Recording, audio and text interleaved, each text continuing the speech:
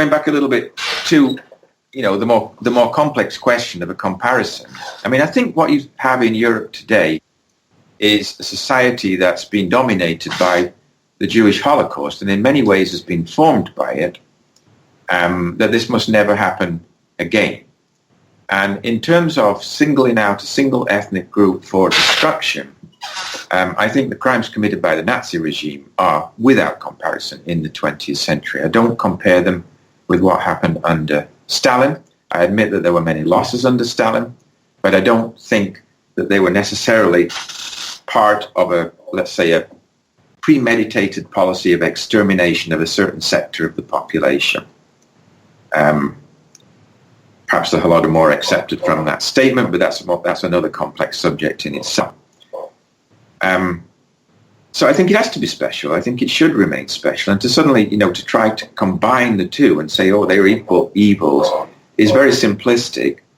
And to ban the Communist Party of Ukraine, I think it's unnecessary. You don't need to ban a political party unless it's actually going to be harmful to the state. And I don't think it's proved that it has been. I mean, it's non-event anymore.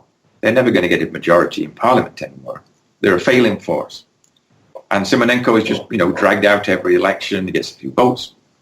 I don't think that situation would change if they were allowed to function. However, simply banning them just looks like a very indiscriminate, anti-democratic kind of move that you really don't need to do. I don't see how you can call it anti-democratic if I forgot, by the way, Italy and Germany ban fascist and Nazi parties, and therefore if they can be founding members of the Council of Europe and the European Union, and they can ban totalitarian parties on the far right, then Ukraine has a right to ban the Communist Party as well. And I would refer you to various documents published by the European Parliament, by the OSCE and others who categorically equate communist totalitarianism with Nazi totalitarianism. So we can debate this for a long time, but in the political domain, at least in the European politics, there's no question that they put both of them on the same level. So I don't particularly see. I think the Communist Party has committed crimes under Simonenko. It was a very close ally of the party Regents and Yanukovych. It was basically its satellite party.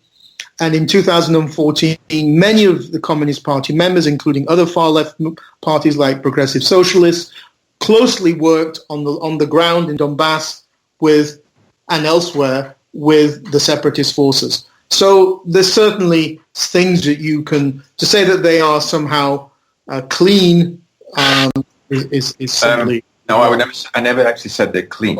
I just said I don't think they should be banned.